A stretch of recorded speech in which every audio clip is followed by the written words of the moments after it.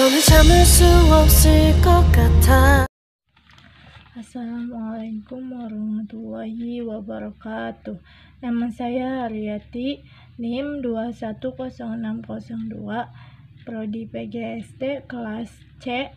Baiklah, di sini saya akan menjelaskan tentang pengertian fungsi dan jenis lingkungan pendidikan. Pengertian dan fungsi lingkungan pendidikan. Manusia memiliki sejumlah kemampuan yang dapat dikembangkan melalui pengalaman. Pengalaman itu terjadi karena interaksi manusia dengan lingkungannya, baik lingkungan fisik maupun lingkungan sosial. Manusia secara efisien dan efektif. Itulah yang disebut dengan lingkungan pendidikan. Secara umum, fungsi lingkungan pendidikan adalah membantu peserta didik dalam berinteraksi dengan berbagai lingkungan sekitarnya, seperti fisik, sosial, dan budaya. Utamanya, berbagai sumber daya pendidikan yang tersedia agar dapat dicapai tujuan pendidikan yang optimal. Ada 3 aspek tujuan pendidikan Tritunggal, yaitu yang pertama, membimbing, terutama berkaitan dengan pemantapan jati diri dan pribadi dari segi-segi perilaku umum atau disebut juga aspek pembudayaan. Yang kedua, mengajar, terutama berkaitan dengan penguasaan ilmu, pengetahuan, dan yang ketiga adalah melatih, terutama berkaitan dengan keterampilan dan kemahiran, atau disebut juga dengan aspek teknologi. Baiklah, selanjutnya itu tripusat pendidikan. Manusia sepanjang hidupnya selalu akan menerima pengaruh dari 3 lingkungan pendidikan yang utama, yakni keluarga, sekolah, dan masyarakat. Dan ketiganya itu disebut tripusat pendidikan. Lingkungan pendidikan yang mula-mula tetapi terpenting adalah keluarga. Pada masyarakat yang masih sederhana dengan struktur sosial yang belum kompleks, cakrawala anak sebagian besar masih terbatas pada keluarga. Meskipun keluarga kehilangan sejumlah fungsi yang semula menjadi tanggung jawabnya, namun keluarga masih tetap merupakan lembaga yang paling penting dalam proses sosialisasi anak. Karena keluarga yang memberikan tuntunan dan contoh-contoh semenjak masa anak sampai dewasa dan berdiri sendiri. Adanya perubahan fungsi keluarga mempunyai pengaruh besar terhadap proses pendidikan pada umumnya, termasuk pendidikan formal. Dalam keluarga, pada masyarakat yang belum maju, orang tua merupakan sumber pengetahuan dan keterampilan yang diwariskan atau diajarkan kepada anak-anaknya. Dalam keluarga semacam ini, orang tua memegang otoritas sepenuhnya dengan orang lain, terutama guru dan pemuka masyarakat. Bahkan dengan anak mereka sendiri yang memperoleh pengetahuan baru dari luar keluarga. Hubungan keluarga pun berubah dan hubungan yang bersifat otoritatif menjadi hubungan yang bersifat kolegatif. Dalam keluarga ini lebih dapat ditumbuhkan perasaan aman, saling menyayangi, dan sifat demokratis pada diri anak, sebab keputusan yang diambil selalu dibicarakan bersama oleh seluruh anggota keluarga. Selanjutnya, dalam Peraturan Dasar Perguruan Nasional Taman Siswa Putusan Kongres 10 tanggal 5 sampai 10 Desember 1966 pasal 15 ditetapkan bahwa 1. Untuk mencapai tujuan pendidikannya, Taman Siswa melaksanakan kerjasama yang harmonis antara ketiga pusat pendidikan, yaitu yang pertama, lingkungan keluarga, yang kedua, lingkungan perguruan, yang ketiga, lingkungan masyarakat atau pemuda. Selanjutnya, sistem pendidikan tersebut dinamakan sistem tripusat. Bagi taman siswa, di samping siswa yang tetap tinggal di lingkungan keluarga, sebagian siswa tinggal di asrama yang dikelola secara kekeluargaan dengan menerapkan sistem AMON. Sedangkan pada lingkungan masyarakat, taman siswa menerapkan dengan menekankan pemupukan semangat kebangsaan. Selanjutnya, 1. Keluarga. Keluarga merupakan pengkelompokan primer yang terdiri dari sejumlah kecil orang karena hubungan semenda dan sedara. Keluargalah yang terutama berperan baik pada aspek pembudayaan maupun penguasaan, pengetahuan, dan keterampilan. Dengan meningkatnya kebutuhan dan aspirasi anak, maka keluarga pada umumnya tidak mampu memenuhinya. Oleh karena itu, sebagian dari tujuan pendidikan itu akan dicapai melalui jalur pendidikan di sekolah ataupun jalur pendidikan luar sekolah lainnya, seperti kursus, kelompok belajar, dan sebagainya. Bahkan peran jalur pendidikan sekolah makin lama makin penting, khususnya yang berkaitan dengan aspek pengetahuan, keterampilan. Hal ini tidak berarti bahwa keluarga dapat melepaskan diri dari tanggung jawab pendidikan anaknya, karena keluarga diharapkan bekerja sama dan mendukung kegiatan pusat pendidikan lainnya, sekolah, dan masyarakat. Fungsi dan peranan keluarga di samping pemerintah dan masyarakat dalam Siadiknas Indonesia tidak terbatas hanya pada masyarakat pendidikan keluarga saja. Seperti telah dikemukakan bahwa karena kemajuan zaman, keluarga tidak mungkin lagi memenuhi seluruh kebutuhan dan aspirasi generasi muda terhadap iptek. Semakin maju suatu masyarakat, semakin penting peranan sekolah dalam mempersiapkan generasi muda sebelum masuk dalam proses pembangunan masyarakat itu. Dari sisi lain, sekolah juga menerima banyak kritik atas berbagai kelemahan dan kekurangannya, yang mencapai puncaknya dengan gagasan Ivan Lynch untuk membebaskan masyarakat dari wajib sekolah dengan buku yang terkenal bebas dari sekolah.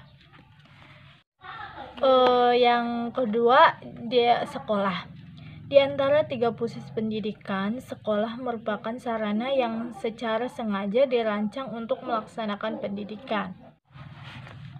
Dampak edukatif dari keanggotaan dalam kelompok sebaya itu antara lain karena interaksi sosial yang intensif dan dapat terjadi setiap waktu, dan dengan melalui peniruan atau model serta mekanisme penerimaan atau penolakan kelompok. Terdapat beberapa fungsi kelompok sebaya terhadap anggotanya. Wayan Ardana 1986 dalam modulnya halaman 5 sampai 19, antara lain yang pertama itu mengajar, berhubungan, dan menyesuaikan diri dengan orang lain. Yang kedua, memperbaiki kehidupan masyarakat yang lebih luas. Yang ketiga, menguatkan sebagai nilai-nilai yang berlaku dalam kehidupan masyarakat orang dewasa. Yang keempat, memberikan kepada anggotanya cara-cara untuk membedakan diri dari pengaruh kekuatan otoritas. Yang kelima, memberikan pengetahuan yang tidak bisa diberikan oleh keluarga secara memuaskan, seperti pengetahuan mengenai cita rasa berpakaian, musik, tingkah laku tertentu, dan lain-lain. Yang keenam, memperluas cakrawala pengalaman anak sehingga ia menjadi orang yang lebih kompleks. Wayan Ardana 1986 dalam modulnya halaman 4-23 mengemukakan bahwa media massa memiliki 3 macam pengaruh. Yang pertama, pengaruh sosialisasi dalam arti luas, utamanya tentang sikap dan nilai-nilai dasar masyarakat serta model tingkah laku dalam berbagai bidang kehidupan. Yang kedua, pengaruh khusus jangka pendek media massa mungkin menyebabkan orang membeli produk tertentu ataupun memberi suara atau pendapat dengan cara tertentu. Yang ketiga, media massa memberikan pendidikan dalam pengertian yang lebih luas, yang lebih formal, yaitu dalam memberikan informasi atau menyajikan pengajaran dalam suatu bidang tertentu. Yang C, pengaruh timbal balik antara tripusat pendidikan terhadap perkembangan peserta didik. Perkembangan peserta didik seperti juga tumbuh kembang anak pada umumnya dipengaruhi oleh berbagai faktor, yakni hereditas, lingkungan, proses perkembangan, dan anugerah. Khusus untuk faktor lingkungan, peran tripusat pendidikan itulah yang paling menentukan, baik secara sendiri-sendiri ataupun secara bersama-sama. Dikaitkan dengan 3 proses kegiatan utama pendidikan, seperti membimbing, mengajar, dan melatih seperti tersebut ayat 1 pasal 1 Undang-Undang Republik Indonesia nomor 2 tahun 1989. Peranan ketiga tripusat pendidikan itu bervariasi meskipun ketiganya melakukan 3 kegiatan pokok dalam pendidikan tersebut. Kaitan antara tripusat pendidikan dengan 3 kegiatan pendidikan untuk mewujudkan jati diri yang mantap, penguasaan, pengetahuan, dan kemahiran keterampilan dilukiskan pada bagan 5-1 halaman 183. Dari bagan tersebut dilukiskan bahwa setiap tripusat pendidikan dapat berpeluang memberi kontribusi yang besar dalam kegiatan pendidikan, yakni pembimbingan dalam upaya pemantapan pribadi yang berbudaya, pengajaran dalam upaya penguasaan pengetahuan. Yang ketiga, pelatih dalam upaya pemahiran keterampilan. Kontribusi itu akan berbeda bukan hanya antar individu, tetapi juga faktor pusat pendidikan itu sendiri yang bervariasi di seluruh wilayah Nusantara. Namun, kecenderungan umum, utamanya pada masyarakat modern, kontribusi keluarga pada aspek penguasaan, pengetahuan, dan pemahiran keterampilan masyarakat mengecil dibandingkan dengan kontribusi sekolah dan masyarakat. Di samping peningkatan kontribusi setiap pusat pendidikan terhadap perkembangan peserta didik. Dipersyaratkan pula keserasian kontribusi itu, serta kerjasama yang erat dan harmonis antar tripusat tersebut. Berbagai upaya dilakukan agar program-program pendidikan dari setiap pusat pendidikan tersebut saling mendukung dan memperkuat antara satu dengan lainnya.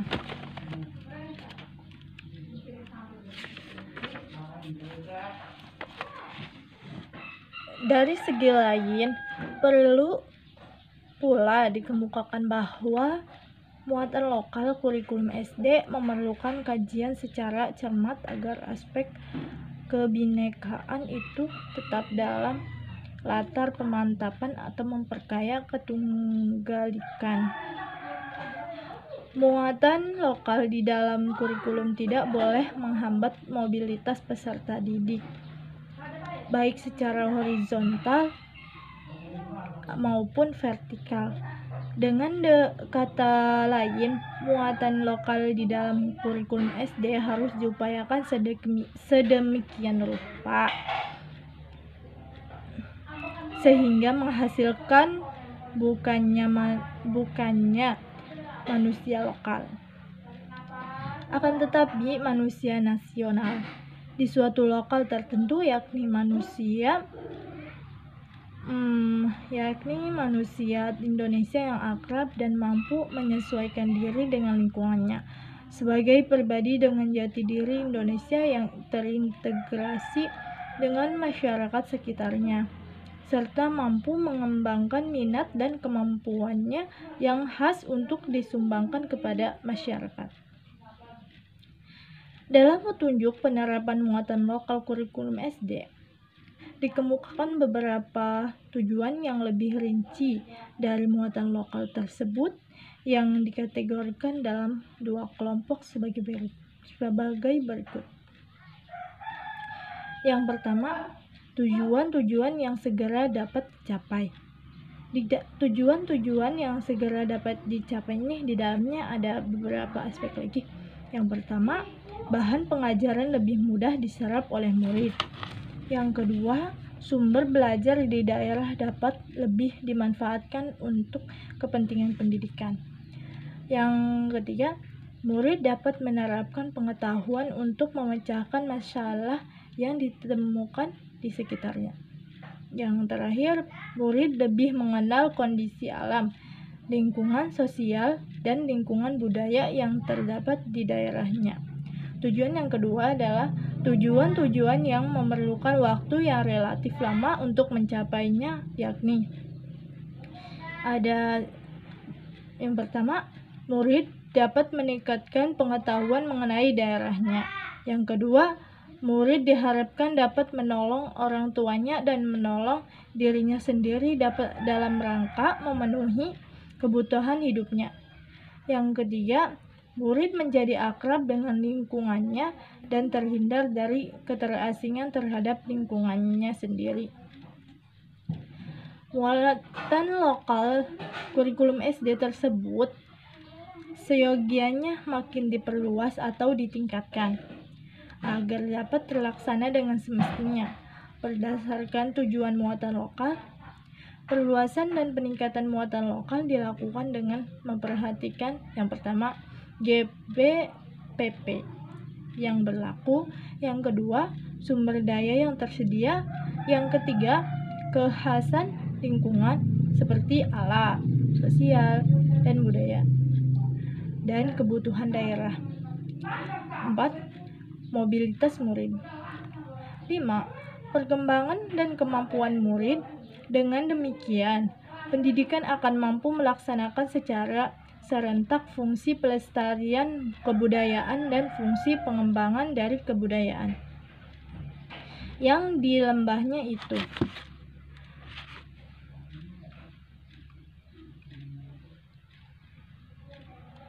Dan seiring dengan itu, sekolah sebagai pusat pendidikan akan lebih dekat dengan pusat-pusat lainnya, yakni keluarga, dan masyarakat. Dengan demikian, Tripusat Pendidikan itu diharapkan dapat menunaikan tugasnya untuk membangun manusia di Indonesia seutuhnya dan membangun seluruh masyarakat Indonesia. Jadi, pendidikan itu merupakan suatu proses yang kompleks dan melibatkan berbagai pihak, khususnya keluarga, sekolah, dan masyarakat sebagai lingkungan pendidikan yang dikenal sebagai Tripusat Pendidikan. Mungkin cukup sekian yang dapat saya jelaskan. Semoga bermanfaat dan mohon maaf atas kekurangannya. Wassalamualaikum warahmatullahi wabarakatuh.